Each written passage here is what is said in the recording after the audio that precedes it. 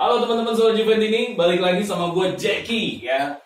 Selalu mengisi program-program Soal Juventini.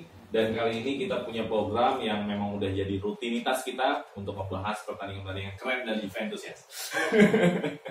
Nah, pertandingan kali ini pertandingan yang dinanti-nanti lah, selalu dinanti, selalu rival abadi Juventus, yaitu Inter Merda. Ya, leg kedua semifinal leg pertama Juve berhasil menang di kandang Pemda. Pemda Milan ya kan. Di Giuseppe Meazza berhasil menang 2-1. Ronaldo dan satu lagi siapa? Ronaldo ya, dua-duanya ya. 2 gol, melakukan brace. Juventus berhasil mencolong. Berarti nggak ada 3 poin di sini ya? Nggak ada. Karena home dan away ya. Dan apakah hari ini Juventus mampu mempertahankan kemenangan atau ngegas atau malah melempem?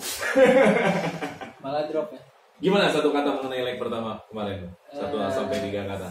Satu Puas? kata puas sih. Puas ya? Puas. Sebagai Juventino ngelihat leg kemarin tuh ya pukulan sih buat mereka. Pukulan ya? Revenge ya. Yoi, Jadi pembalasan ya? balasan.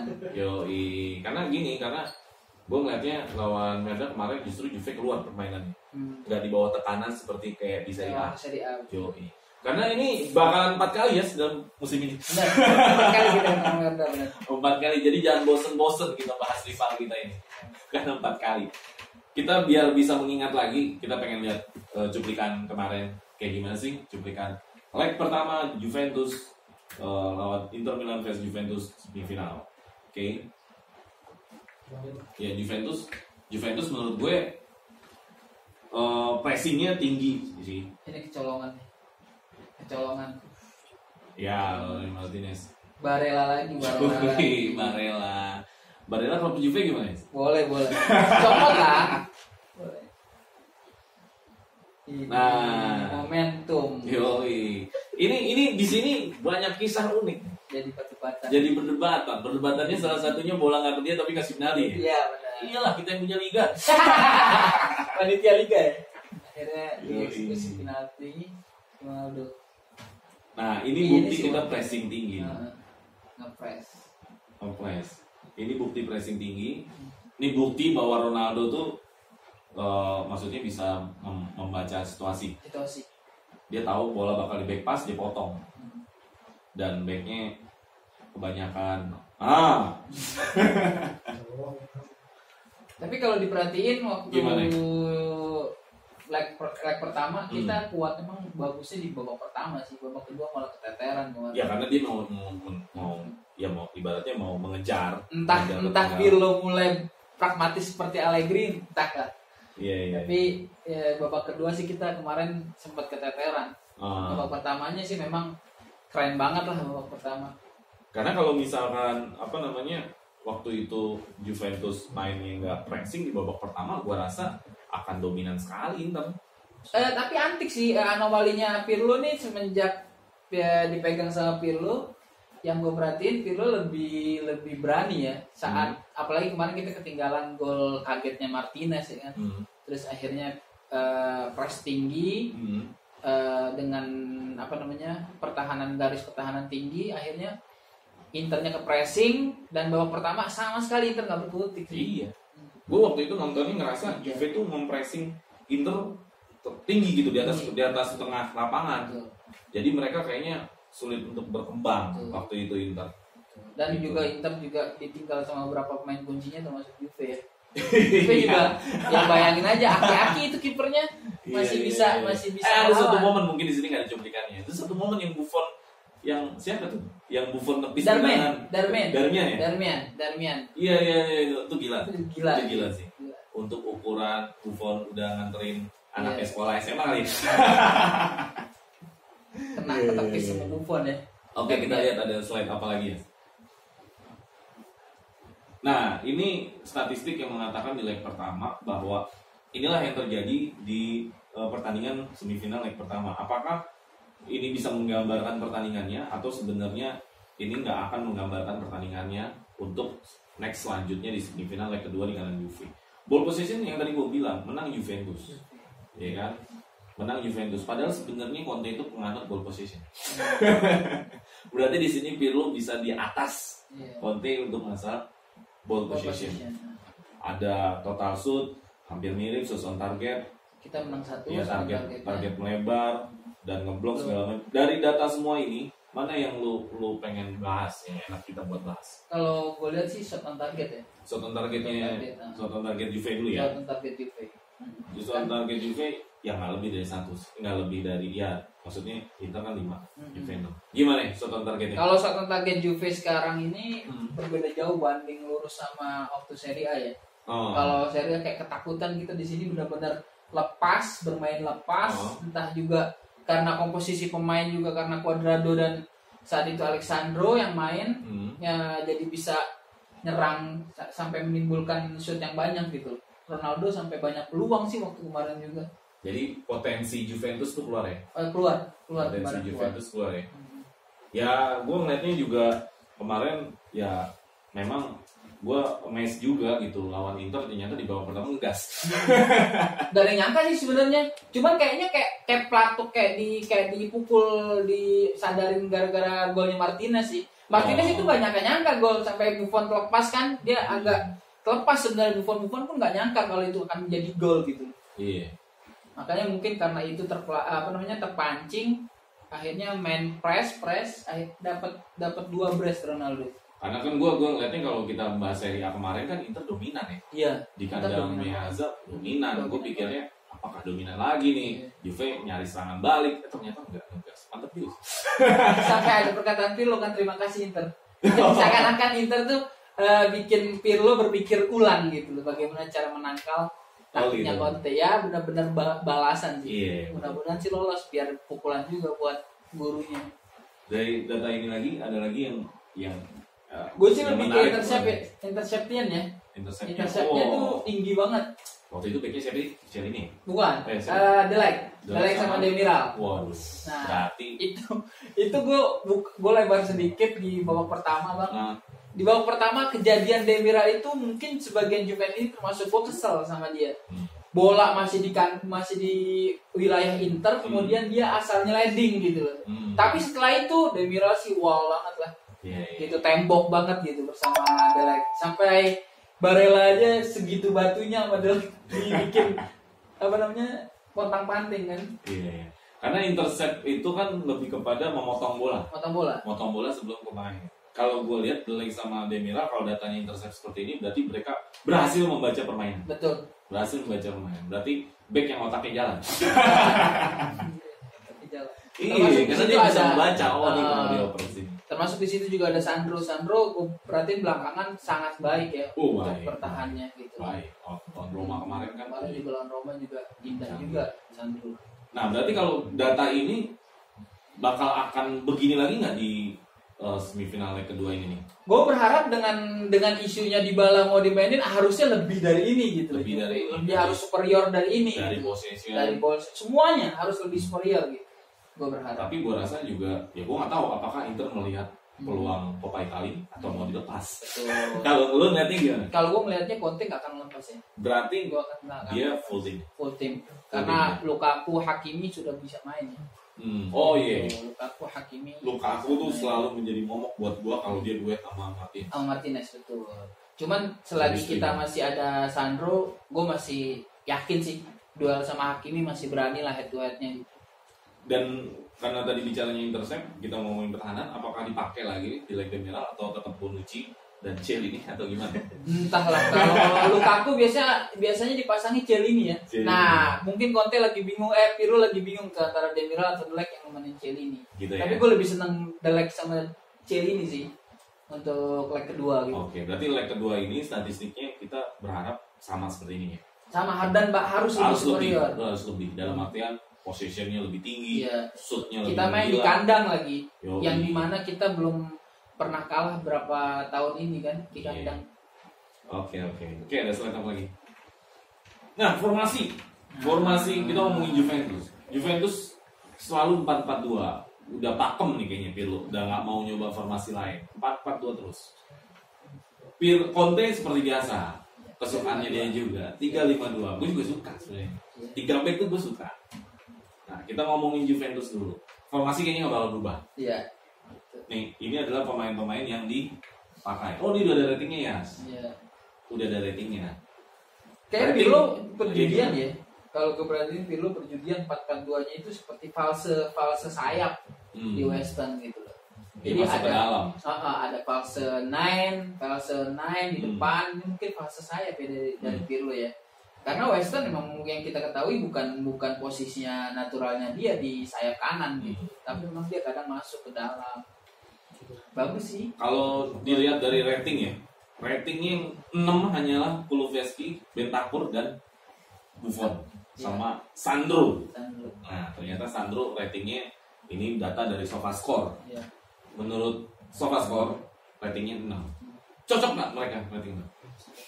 Kalau untuk ya komennya dari belakang ya. Kalau Buffon ya sekelas Buffon harusnya gol Martinez bisa terhindar sih. Sampai dia pun termasuk yang kaget kenapa bisa gol gitu. Karena nggak terlalu kencang sebenarnya. Jadi menurut lo itu wajar? Wajar. Kalau untuk Buffon. Kalau untuk Kulusevski, Bentancur dan Sandro? Kalau Kulusevski sih kelihatan banget. Kulusevski kelihatan banget demam panggungnya. Betul. Gue ngerasa Kulusevski belum bisa diciptakan untuk jadi striker depan. Murni ya. Bukan striker murni memang, striker pendamping ya. Second striker lah atau apa namanya. Belum bisa. Dia kebingungan ya. Dia kayak ini apaan sih gitu. Dan kadang timing lagi-lagi Kulusevski bermasalah seperti Cuadrado ya. Dia timingnya tuh kurang pas kadang. Harusnya dioper malah di shoot, harusnya di shoot malah dioper gitu. Karena si siapa ya? Si Kulusevski itu harusnya 4-3-3. Iya, di sebelah kanan. Iya, dia penyerang sayap. Kulusevski itu memang 4-3-3. Dia memang nggak cocok di 4-4-2. Karena kita Januari nggak beli, akhirnya dipaksain jadi striker keempat. Nggak tahu dah. Bentancur Sandro cocok buat tuh rating 6. Kalau Sandro sih menurut gue sih enggak ya, nggak cocok untuk ranking. Berarti lu punya penilaian tersendiri ya. Kalau Bentancur emang kemarin kelihatan masih kalah sama Barella ya. Gitu. Kalau Rabiot sih bagus, tapi aneh juga sih Bernardeschi perasaan nggak menonjol. Ini bisa 72, yang nilainya siapa? Ya tapi ya gua akuin sih Bernardeschi kemarin tadi bagus, kemarin maksudnya ngototnya ada gitu, gerintanya ada, walaupun kadang kita ngelihat miss passingnya itu sering gitu loh. Dari crossingnya dia miss, dari kadang pemain dekat short passing aja dia kadang salah gitu. Antik sih memang Bernardeschi, tapi kalau dibilang dia harusnya bola lurus aja sih bisa dia. Iya. Ya menurut gua dia ya kalau penilaian ini adalah tentang menciptakan perang pertama bisa jadi ya. Bisa jadi. Kalau Ronaldo kita nggak bisa omongin lah, dia udah pasti rating tertinggi. Dari diantara nilai 7, satu nama yang pengen lo sebut pantas banget ini. De Ligt sih. De Ligt tuh batu kemarin, benar-benar Inter sampai kelagapan gimana bisa tembusin De Ligt gitu. Kan dia kan kesalahan dia cuma saat Barella narik terus kosong kan Sandro. Nah, Sandro kenapa 6 mungkin itu ya. Kenapa 6 karena kosong kan waktu Barella narik ke umpan crossing gitu kan, akhirnya dieksploitasi posisi Sandro. Akhirnya De Ligt dari situ setelah golnya Martinez sama sekali Inter nggak menciptakan big chance yang lebih kuat di saat posisi di De Ligt gitu. Oke, berarti dari semua penilaian 7 paling layak De Ligt. Oke. Formasi seperti ini akan dipakai lagi? Pasti kan. Akan dipakai lagi. Tapi kalau untuk line up menurut lu apa yang harus dirubah? Kalau line up paling nanti posisi karena dia pakai Lukaku ya, karena Juve dulu dia Juve. Pakai Lukaku kayaknya Juve mungkin ganti Chiellini sih paten sih kayaknya. Chiellini. Untuk gantiin Demiral. Iya, untuk gantiin Demiral. Sayapnya tetap sih tetap begini. Tetap begini. Atau mungkin tetap Bernardeschi. Enggak. Kayaknya sih Chiesa ya. Kalau Chiesa enggak ini berarti full time harusnya full time. Gitu loh. Karena posisi kemarin Chiesa udah diistirahatkan ya kan, maksudnya diganti ya kan, lawan Roma diganti untuk saat ini gitu. Rabiot dan Bentancur? Arthur kayaknya yang main sama Bentancur, karena kemarin Bentancur kan nggak main di Roma, gitu lawan Roma. Bentancur akumulasi mungkin lebih siap menurut Pirlo, dia akan dipasang sih. Oke. Sip. Inter dari sini yang paling tinggi gue bahas di Inter adalah 7,1 ada di Barella dan Martinez. Setuju? Barella sih gila sih. Barella sih kan gue udah bilang dari pertama juga Barella sih yang nggak ada obat udah. Nggak ada obat. Martinez karena golin kali ya. Iya, Martinez karena golin. Setelahnya kayaknya malah Sanchez yang bahaya sebenarnya. Cuman Sancheznya nggak bisa bikin gol aja sih sebenarnya. Kalau formasi gue rasa akan seperti ini 3-5-2. Conte selalu 3-5-2. Tapi untuk line up menurut lo akan begini nggak? Enggak. Ini jelas Darmian ganti Hakimi, Yongnya, nah Yong kan kemarin fatal ya kesalahan sampai diserang sama tifosi Merdanya juga kan, panik kan akhirnya Yong. Kayaknya Yong juga bakal ganti. Mungkin bisa Perisic malah gitu. Karena Perisic waktu pengganti bikin keder juga itu kemarin. Tertekan. Dari depan sih Lautaro Lukaku sih. Paling ini Perisic, bawahnya Hakimi. Kalau line up yang lo sebutin tadi Inter, berarti Inter nggak main-main. Tapi Vidal nggak main dia. Vidal nggak main. Ya artinya Inter full team. Cuman Vidal doang sih. Dia nggak mau lepas Coppa Italia. Nggak lepas kayaknya. Nggak lepas. Kayaknya gengsi juga sih, Conte pengen nunjukin sama Agnelli, tapi nggak tahu yang mana yang menang nih. Apakah murid atau guru nih yang menang? Seru ya. Seru. Oke, selanjutnya. Ini cadangan aja, rating untuk cadangan. Morata di posisi yang paling jelek di sini. Ya kan, minute stay-nya nggak terlalu banyak 13 menit ya, waktu normal. Ini cadangan. Nah, gue menarik adalah squad yang dibawa. Squad yang dibawa masih bawa kayak Fagioli, Rabusin, Fagioli, Peter. Menurut lo untuk lawan Merda di kayak semifinal Coppa Italia perlu nggak sih masukin pemain-pemain yang seperti itu? Ya. Apa karena ini gengsi dan apa namanya? Enggak sih. Karena yang lo bilang gengsi ini jangan. Iya. Jadi menurut lo jangan. Karena kan bisa jadi pemain muda ini butuh effort, butuh apa? Suasana pertandingan yang lebih tinggi. Iya, tapi ini kan bicara semifinal gitu. Semifinal kita berharap Pirlo mendapatkan piala kedua gitu kan dengan Coppa Italia. Kita gimana pun juga masuk final itu suatu yang wah untuk pelatih sekelas Pirlo gitu. Jadi menurut lo pemain muda seperti ini dia bawa aja ya? Bawa aja. Kalau menang, kalau udah 3-0 bisa ya kan kita nggak tahu kalau udah 3-0 masukin dari Ragusin, Fagioli atau Peters ya kan. Oke. Ya. Terus kita lanjut selanjutnya. Ini video. Nah, paling tinggi dari seluruh rating yang ada adalah tetap Cristiano Ronaldo. Tadi Martinez, Barella sudah kita bahas ya. Ini passingnya banyak segala macam. Ada yang enak yang mau dibahas di sini ya? Bernardeschi sih. Bernardeschi mana nih? Bernardeschi dual ones-nya 5. Berarti dual ones ya. Dual ones itu berarti ada berebut bola ya. Berarti ada kemungkinan Pirlo kenapa masih memakai Bernardeschi karena kuat fightingnya ya. Terus bertahannya secara interceptnya mungkin dia bagus. Oke. Terus Lanjutnya ada yang paling jelek dari Juventus yang dimainin ya memang tadi yang seperti kita bilang Kulusevski dan Buffon. Ya memang Buffon opa ya. Makanya kemarin saat mereka beralasan tanpa Hakimi ini Merda nih beralasan tanpa Hakimi dan Lukaku kita bisa ngalahin, sebenarnya kita juga ngepur kipernya juga opa gitu. Berubahan itu. Harusnya udah pensiun tapi masih bisa nahan. Nahan tendangan Darmian. Nah, itu jadi gokil sih. Jadi gokil, ya kan? Cuman dia kaget waktu golnya Martinez. Ya buktinya Arthur aja kan masuk sebagai cadangan aja masih bisa lebih tinggi lagi dibanding Kulusevski sih sangat sayangkan ya. Yang bilang digadang-gadang mau gantiin Dybala kayaknya masih belum cocok gitu. Dia masih bingung dengan posisi barunya. Dan gue ngerasa Pirlo kayaknya berharap banget dia bisa jadi striker pendamping kayak Morata ke striker ya. Morata ke Ronaldo. Jadi yang goal getternya malah Ronaldo. Ya. Jadi sekarang kebalik ya. Morata jadi anomalinya jadi bukan nomor 9 tapi nomor 8 atau nomor 10 bahkan ya kan. Yang nomor 9-nya Ronaldo. Gitu. Oke, ada apa lagi? Oke, habis ya. Nah, itu tadi kita udah lihat review data leg pertama yang nanti berimpact sama semifinal leg kedua. Tadi lu bilang line up-nya adalah pasti bakalan full team dari kedua tim. Berarti ini sebenarnya bikin Juve ini jadi lebih lelah nggak sih? Karena kan kemarin abis lawan Roma kemarin ngepung. Terus tambah lagi Inter harus full team. Padahal udah posisinya menang. Gimana ya?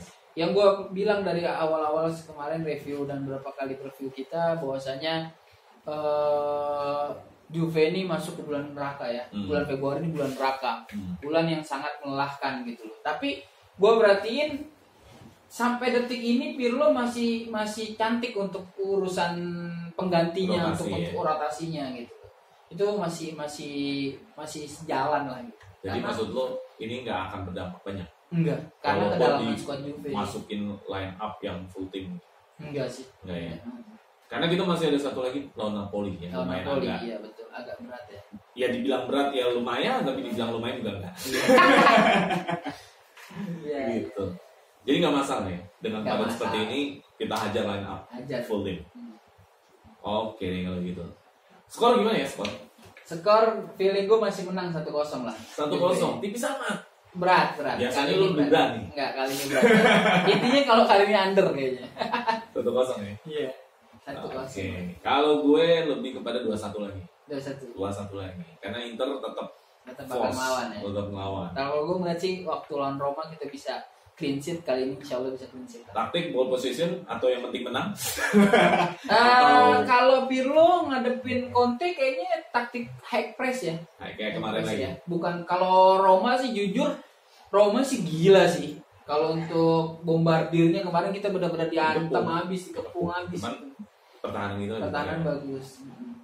Jadi Pirlo-nya Allegri sampai Pirlo punya kata-kata kan siapa entah Pirlo apa Juve-nya Sarri atau Juve-nya Allegri terserah yang penting menang. Itu statement dia tuh menurut gua wah lo udah jadi pelatih kelas kakap sih gitu. Ya lebih khas pelatih Itali sih sebenarnya. Pelatih Itali kan kata-kata begitu. Yang penting menang. Mau bertahan 10 orang. Bertahan 10 orang mau dibilang parkir bus kayak mau dibilang apa kayak parkir tronton kayak yang penting menang gitu kan. Yang penting hasil akhir. Okay. Dan gue kadang kangen sama Allegri masa-masa kayak gini. Ya ada manusia sih ya. Iya. Kemarin di bosan, terus kangen. Susah. Ini ya namanya juga netizen. Oke, teman-teman, itu tadi sebuah preview dari Suara Juventini bersama Ayas sama gue Jeki untuk mengantar pertandingan di leg kedua ya, semifinal di kandang Juventus ya. Dan mudah-mudahan ini mengantarkan kita di final pertama kalinya Pirlo di Coppa Italia sebagai pelatih. Ya, tonton nanti ada di Rabu dini hari ya. Terus kita doakan Juventus ada di final Coppa Italia. Semoga. Oke. Fino alla fine. Forza Juve.